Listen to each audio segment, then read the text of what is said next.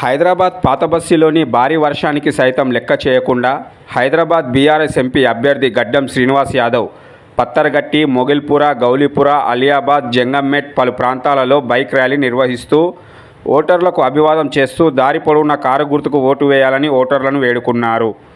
ఈ సందర్భంగా గడ్డం శ్రీనివాస్ యాదవ్ మాట్లాడుతూ ప్రజల నుంచి మంచి స్పందన లభించింది, మళ్ళీ కేసీఆరే అధికారంలోకి రావాలని ప్రజలు కోరుకుంటున్నారని ఆయన అన్నారు.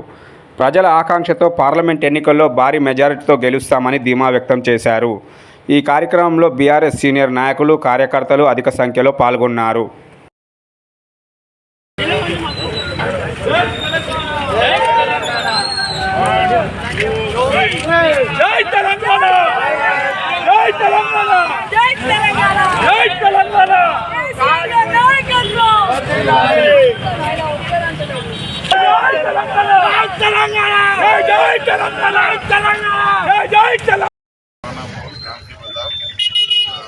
పత్తర్గట్టి, మొగుల్పుర, గౌలీపుర,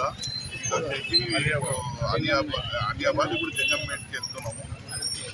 ఇది ఒక బైక్ ర్యాలీ, 500 బండ్లతో ఒక బైక్ ర్యాలీ మేము ప్రారంభించినాము. కొద్దిగా వర్షం వల్ల కొద్దిగా ఇబ్బంది అయింది, అయినా కానీ మా కార్యకర్తలు ఎక్కడ కుంగిపోకుండా వర్షంలో కూడా ఇవాళ మేము తడుచుకుంటూ ఇవాళ ఓటర్లకు కలిసినాం. ఓటర్లు చాలా మంచిగా రిసీవ్ చేస్తున్నారు. ప్రతి దగ్గర కారు గుర్తుకే ఓటేస్తాం, కేసీఆర్ గారిని మళ్ళీ తీసుకొస్తాం, మాకు ఆయన ఉన్నప్పుడే మంచి పథకాలు అందినాయి, మళ్ళీ మేము ఆ పథకాలను రావాలంటే కేసీఆర్ రావాలన్నట్టు మాకు అర్థమైంది. ఈ రేవంత్ రెడ్డి అన్ని ఇస్తా అని మొండి చేతిలో పెట్టిండు, ఆచరణ సాధ్యమైనటువంటి పథకాలు ఇచ్చి మమ్మల్ని గోల్మాల్ చేసిండు.